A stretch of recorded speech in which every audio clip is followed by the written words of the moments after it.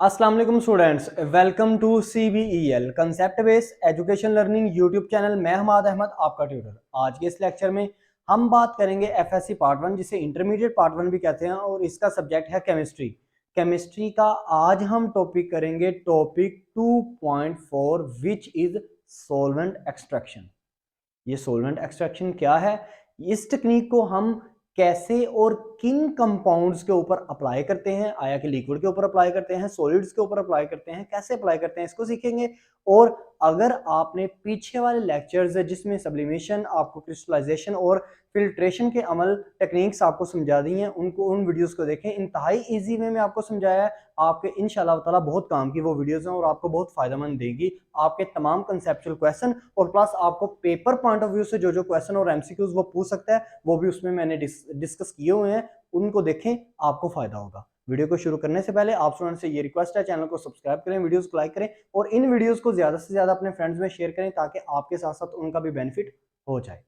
So students, हमारा topic है solvent extraction. अब आपने बहुत तवज्जो से समझना है, बहुत कंफ्यूजिंग ये टॉपिक है। अगर समझ में ना आया ना, सच में आपको बता रहा हूं, इस चैप्टर में अगर तो कोई कंफ्यूजिंग टॉपिक है ना, वो आपका ये है, ठीक है ना। अब सॉल्वेंट एक्सट्रैक्शन का मतलब क्या है? सॉल्वेंट एक्सट्रैक्शन का मतलब होता है सॉल्वेंट अलहदा करना। मतलब आपका जो सोल्यूशन है ना, एक्सट्रैक्शन का मतलब है अलहदा करना, बाहर निकालना। अब किसको? सॉल्वेंट को कि सोल्यूट को? किसको हमने बाहर निकालना है? हमने, हमारे पास जो सोल्यूशन है ना, उसके अंदर मौजूद सॉल्वेंट और सोल्यूट दोनों को हमने अलग अलग करना है। मिसाल के तौर पर अब ऐसे समझते हैं, देखें मेरे पास, आपको पता है सोल्यूशन, सोल्यूशन में दो चीजें होती हैं। एक आपके पास होता है सोल्यूट, सॉल्वेंट सॉरी, और एक आपके पास होता है सोल्यूट। जो सॉल्वेंट होता है वो ज्यादा मकदार में पाया जाता है, जो सोल्यूट होता है वो कम मकदार में पाया जाता है एक सोल्यूशन में। जैसे हम एग्जांपल लेते जा रहे थे कि हमने चीनी और पानी का मिक्सचर लिया, और उस चीनी और पानी के मिक्सचर में जो पानी होगा, वाटर होगा, वो आपका सॉल्वेंट होगा, और जो सोल्यूट क्या होगा आपका, वो चीनी।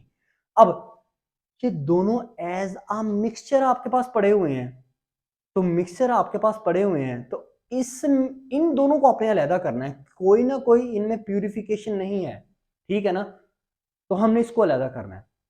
अब हम सोल्यूशन को अलहदा करना चाह रहे हैं, ये बात को याद रखिएगा। अब आप कहोगे सर ये तो बड़ा सिंपल है, सोल्यूशन को अलहदा करें, आराम से फिल्ट्रेशन का अमल अप्लाई करें, लिक्विड फॉर्म में आपके पास सोल्यूशन है ना, तो आपको वो हो जाएगा। अच्छा ऐसा है, तो देखो, अगर मैं फिल्ट्रेशन का अमल इस पे अप्लाई करूं, फिल्ट्रेशन का अमल इस पे अप्लाई करता हूं, चलें जी। फिल्ट्रेशन का अमल आपको क्या कहता है कि आपके जो इंप्योरिटीज होंगी आपके लिक्विड के अंदर, उसको दूर करेगा ना। तो इंप्योरिटीज फिल्ट्रेशन में, याद रखना, अगर सोल्यूशन के अंदर आपको इंप्योरिटीज दिखती हो ना, पता भी चल रहा होता है कि हाँ मेरी मेरी ये चीनी और पानी के सोल्यूशन के अंदर ना हल्के हल्के से कोई और पार्टिकल्स भी मुझे नजर आ रहे हैं, कोई और मुझे चीजें नजर आ रही हैं, सॉलिड पार्टिकल मुझे नजर आ रहे हैं, तो फिर हम अंदाजा लगा देते हैं कि हाँ जल्दी से फिल्ट्रेशन का अमल अप्लाई करते हैं, फिल्टर पेपर के थ्रू या क्रूसिबल्स के थ्रू इसको अलहदा कर लेते हैं, हमारे पास प्योर सोल्यूशन हमें मिल जाएगा। लेकिन इसमें क्या है, इस सोल्यूशन में कुछ नहीं आपको नजर आ रहा, इंप्योरिटीज हैं इंप्योरिटीज, लेकिन दिखाई नहीं आपको दे रही। अब वो बाहर कैसे निकलेंगी? तब तक नहीं बाहर निकलेंगी जब तक आप दोनों सोल्यूशन में से सोल्यूट और सॉल्वेंट को अलग नहीं कर लेते। इसलिए हम सॉल्वेंट एक्सट्रैक्शन मेथड इसमें यूज करेंगे। आप कहोगे सर ऐसा करते हैं क्रिस्टलाइजेशन का अमल कर लेते हैं, लें जी, आपने कहा सर क्रिस्टलाइजेशन का अमल करते हैं, तो एक बात मुझे बताओ, क्रिस्टलाइजेशन का अमल क्या करता है? क्रिस्टलाइजेशन का अमल क्रिस्टल्स बनाता है, वो क्रिस्टल्स बना देता है। किसके? चीनी के क्रिस्टल्स बना देगा, वाटर को खत्म साइड पे कर देगा, चीनी के क्रिस्टल्स बना देगा। मैं आपको ये कह रहा हूं, हमें क्रिस्टल्स फॉर्म में चाहिए नहीं, हमने तो इस सोल्यूशन में से सॉल्वेंट को अलहदा करना है, सल्यूट को अलहदा करना है, यानी कि पानी को अलहदा करना है, समझ लें चीनी को अलहदा करना है। तो कैसे करूंगा? क्रिस्टलाइजेशन का अमल भी नहीं अप्लाई होगा, ठीक है। मैं आपने कहा सर ऐसा करें, सब्लिमेशन करें अप्लाई, नहीं जी, सब्लिमेशन अप्लाई किया। अब सब्लिमेशन भी नहीं इस पे अमल करेगा, क्यों? सब्लिमेशन तब अमल करता है जब आपका जो सॉलिड है ना, आपका सॉलिड को जब हम हीट अप करते हैं वो डायरेक्ट वेपर्स में कन्वर्ट हो जाता है, और यहाँ पे तो कोई सॉलिड है नहीं है, तो मेरे पास सोल्यूशन है, ठीक है ना। तो सब्लिमेशन का अमल तो इस पे अप्लाई हो ही नहीं ना सकता कभी भी। तो इस वजह से आप कौन सा टॉपिक है, कौन सा प्रोसेस, कौन सा आप टेक्निक यूज करोगे, वो करोगे आप सॉल्वेंट एक्सट्रैक्शन। अब देखो इसको समझते हैं। मेरे पास एक सोल्यूशन है, बहुत तवज्जो से आपने सुनना है, मैं आपको कंफ्यूज नहीं करूंगा, इधर उधर की बातें नहीं आपसे शेयर करूंगा ताकि आपका माइंड कंफ्यूज ना हो। एक सोल्यूशन है, उसमें मेरे पास सॉल्वेंट है वाटर, और मेरे पास जो सोल्यूट है ना, उसमें सोल्यूट है वो है मेरे पास ऑर्गेनिक कंपाउंड, ओसी मैंने लिख दिया जी। ये ऑर्गेनिक कंपाउंड कोई भी हो सकता है, मिसाल के तौर पर अल्कोहल। अल्कोहल आपके पास, आपको पता है जो पीने वाली होती है शराब, वो आपके पास अल्कोहल होती है, उसको ऑर्गेनिक कंपाउंड भी कहते हैं। तो मेरे पास एक सोल्यूशन है। सोल्यूशन किसका है? सोल्यूशन में मौजूद क्या है? एक मेरे पास सोल्यूशन है, उसमें मौजूद है वाटर एज अ सोलवेंट, क्योंकि वाटर ज्यादा मकदार में है। और मेरे पास organic compound means alcohol, organic compound मेरे पास मौजूद है एज अ सोल्यूट, क्योंकि वो कम मकदार में है। ठीक है, अब इन दोनों को मैंने अलहदा करना है। अब इसको मैंने अलहदा करना है, अलहदा करूंगा मैं थ्रू किससे, किस टेक्निक से? सोलवेंट एक्सट्रैक्शन से। अब सोलवेंट एक्सट्रैक्शन की टेक्निक आपको क्या कहती है? डेफिनेशन के ऊपर जाने से पहले आपको बताने लगा हूं, क्योंकि इस टॉपिक में, ये टॉपिक जो हम 2 वीडियोस में कवर अप करेंगे, ठीक है ना। अब देखो मैं इसको कैसे अलहदा कर सकता हूं। सोलवेंट एक्सट्रैक्शन की टेक्निक आपको ये कहती है कि आप एक अलहदा से सोलवेंट लो, एक और कोई सोलवेंट लो, यानी कि यहां पे तो मैंने सोल्यूशन में वाटर लिया है ना, वाटर नहीं लेना। अब आपने कोई और सोलवेंट हमने लेना है, उस सोलवेंट को क्या करना है? इस सॉल्यूशन के अंदर ऐड करवाना है। ऐड करवाना है, वो ऐड जैसे ही हम करेंगे तो ये हमारे पास जो सल्यूट है ना, ये वाटर में जितना, वाटर में हल हुआ है ना, ये वाटर में हल जितना हुआ है, इससे 2 गुना, 3 गुना, 4 गुना, 10 गुना, यानी कि इससे ज्यादा उस सोलवेंट में हल हो जो आपने ज्यादा लिया है। मतलब आप ये कह लो कि अगर मिसाल के तौर पर मैं अब यहाँ पे आप तवज्जो दे दो, अगर मिसाल के तौर पर मैंने एक और मैंने सोलवेंट लिया ईथर, चलिए जी मैंने कहा ईथर, ईथर मैंने सोलवेंट लिया। अब ये ना ईथर आपने क्यों लेना है?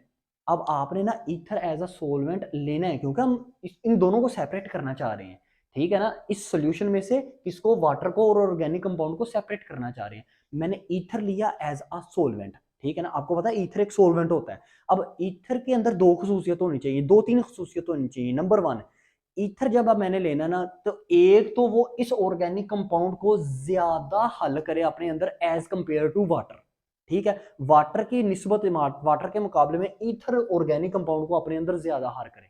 तो इसका मतलब हो गया एक कैरेक्टरिस्टिक्स ईथर की क्या होनी चाहिए? ईथर मींस इस सोलवेंट की क्या कैरेक्टरिस्टिक्स होनी चाहिए कि एक तो ये मोर सोल्यूबल हो, ज्यादा सोल्यूबल हो, ठीक है, किसमें? सोल्यूट में।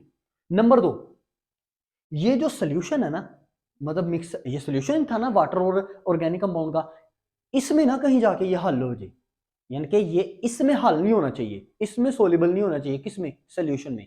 2 चीजें मैं आपको बताई, कंफ्यूज ना होइएगा। जो मैंने न्यू एक सोलवेंट लिया, उसके अंदर 2 खसूसियत होनी चाहिए। नंबर 1 खसूसियत क्या होनी चाहिए कि ये सल्यूट को वाटर के मुकाबले में अपने अंदर ज्यादा हल करे, ठीक है। नंबर 2, ये सोल्यूशन में ना कहीं हल हो जाए, ये सोल्यूशन में हल नहीं होना चाहिए। Okay students.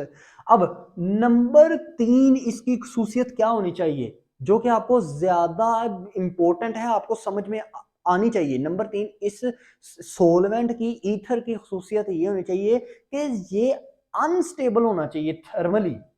थर्मली अनस्टेबल का मतलब होता है ये है कि जैसे ही इसको मैं हीट अप दूं ना, हीट अप दूं, तो ये ज्यादा जल्दी से बुखारात में तब्दील होना चाहिए, यानी कि मोर वोलाटाइल होना चाहिए। ये चीज आपको एज एमसीक्यूज बताऊंगा, सब चीजें बताऊंगा। अपने अपने माइंड में मेरी बातों को रखिएगा। ये 3 कैरेक्टरिस्टिक्स होनी चाहिए सोलवेंट में। नंबर 1, वो सल्यूट को वाटर के मुकाबले में, वाटर, क्योंकि पहली दफा वाटर में वो ऑर्गेनिक कंपाउंड हल हुआ है ना, तो वाटर के मुकाबले में ऑर्गेनिक कंपाउंड ईथर में ज्यादा हल हो, यानी कि ईथर की एक क्वालिटी होनी चाहिए, वो ऑर्गेनिक कंपाउंड को वाटर की निस्बत जल्दी हल करे, अपने अंदर ज्यादा हल करे। नंबर 2, वो इस सॉल्यूशन में हल ना हो। नंबर 3, वो अनस्टेबल हो थर्मली, मतलब हीट अप देने से वो जल्दी जल्दी बुखारात में तब्दील हो जाए।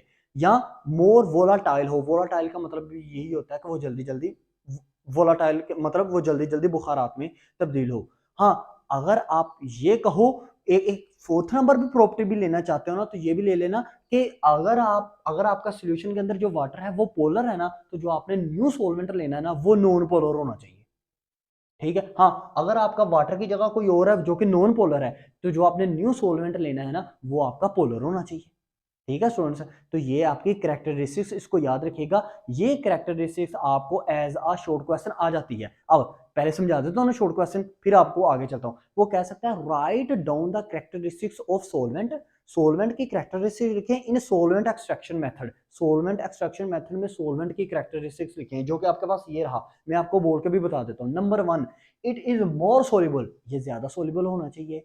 It is not dissolved into solution, ये कभी भी सॉल्यूशन में हल पजीर नहीं होना चाहिए। मैंने 2 लिखी हैं, आप आगे मैं तीसरी भी आपको बता देता हूं। It is more volatile and thermally unstable, ये मोर वोलाटाइल, ज्यादा वोलाटाइल और थर्मली अनस्टेबल होना चाहिए। It has the characteristics of polar and non polar nature, ये पोलर और नॉन पोलर नेचर का होना चाहिए। यानी कि अगर आपका सॉल्यूशन के अंदर अगर आपका सोलवेंट जो है वो पोलर है, तो आपने जो न्यू सोलवेंट लेना है वो नॉन पोलर होना चाहिए। ओके स्टूडेंट्स, अब देखें अब हम क्या करेंगे। अब एक और आपको मिसाल देता हूं। जैसे मिसाल के तौर पर ना, आपने एक पढ़ा था ना, जब मैंने आपको क्रिस्टलाइजेशन का मेथड बताया था, तो उसमें मैंने बताए थे आपको कैरेक्टरिस्टिक्स ऑफ सोलवेंट। उसमें मैंने आपको पेट्रोल की एग्जांपल दी थी, या ऑयल ले लें आप ना। घर में ना गिलास, आधा गिलास कीजिएगा पानी का, उसमें ना सरसों का ऑयल डालें, जिससे मस्टर्ड ऑयल भी हम कहते हैं, ठीक है ना। तो सरसों का ऑयल डालें, आप देखेंगे कि वो सरसों का ऑयल पानी में मिक्सअप नहीं होगा, हल पजीर नहीं होगा, वो पानी के ऊपर ठहर जाएगा। क्यों? क्योंकि वो जो ऑयल सोलवेंट है ना, वो ये क्वालिटी रखता है कि वो दूसरा जो सोलवेंट है उसमें हल पजीर होता ही नहीं। जैसे वाटर, जैसे ईथर है, वो वाटर में हल पजीर ही नहीं होता। ओके स्टूडेंट्स, तो आपने ये लाजमी करना है घर में।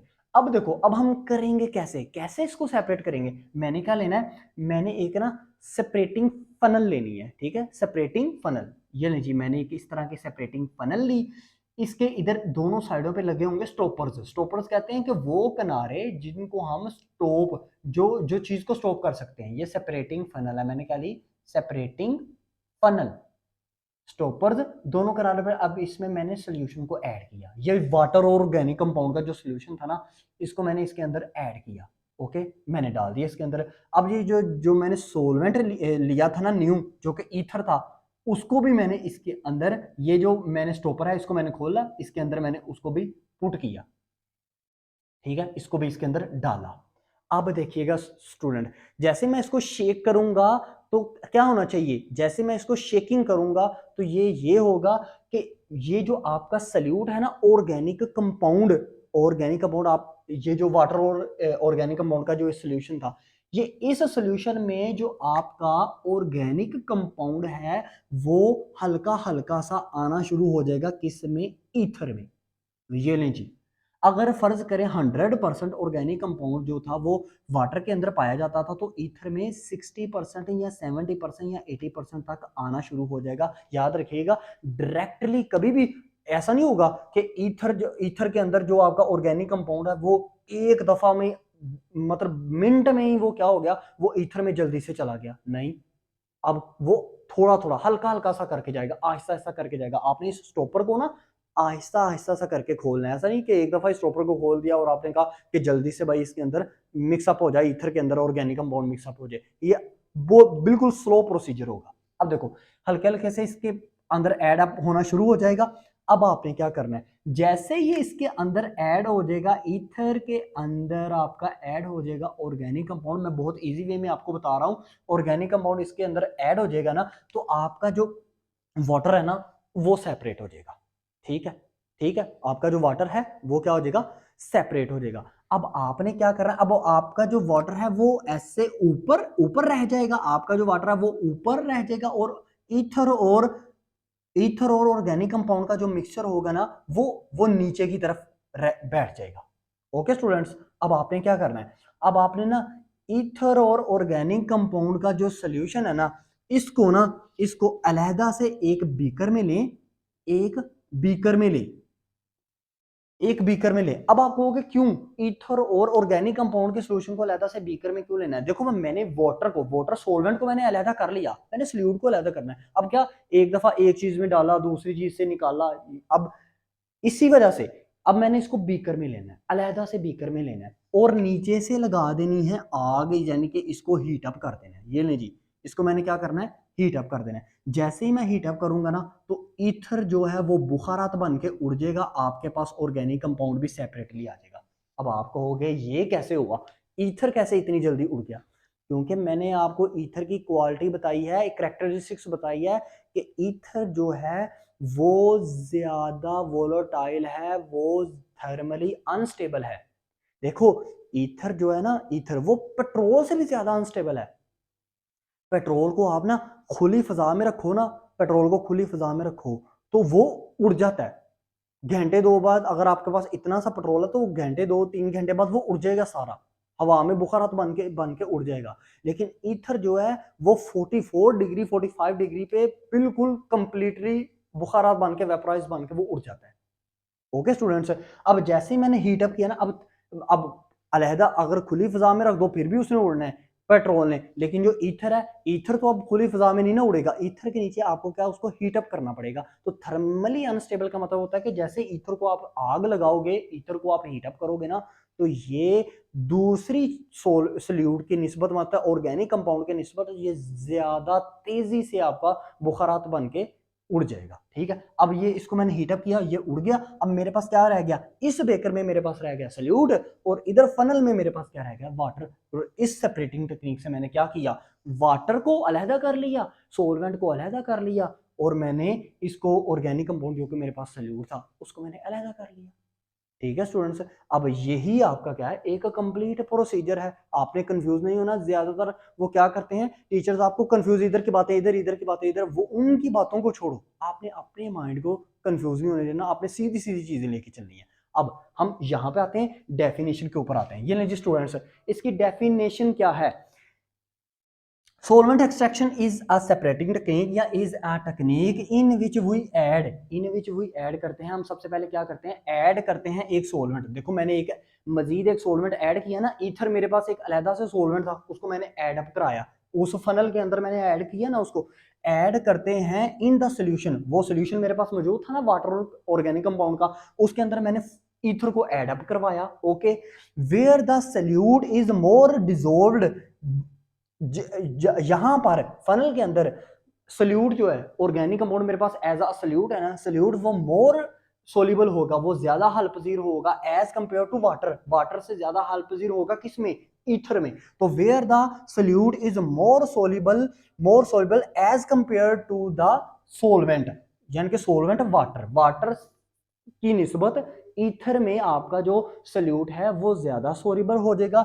एंड अगर मैंने कोमा लगाया, एंड सोलवेंट एंड सोल्यूशन, जो कि आपका सोलवेंट और सोल्यूशन है वो इनविजिबल टू ईच अदर, जो कि एक दूसरे के इनविजिबल है, ना हल पजीर है। मतलब क्या है, मतलब ये जो आपका सोलवेंट है ना, न्यू सोलवेंट है ईथर, ये आपका सोल्यूशन आपका जो सोल्यूशन है और जो आपका ईथर है, सोल्यूशन मतलब वाटर और ऑर्गेनिक कंपाउंड का सोल्यूशन, और ईथर, ये आपस में हाल पजीर नहीं होने चाहिए। ये मतलब ये कि फनल के अंदर मैं पहले वाटर और ऑर्गेनिक कंपाउंड का मिक्सचर डालूं, और मैं जैसे ईथर डालूं तो वो ईथर भी उसमें मिक्सअप हो जाए, और मैं देखता रहूं बैठ के, अब अच्छा जी अब पहले 2 चीजों को मैंने अलहदा करना था, अब 3 बन गई।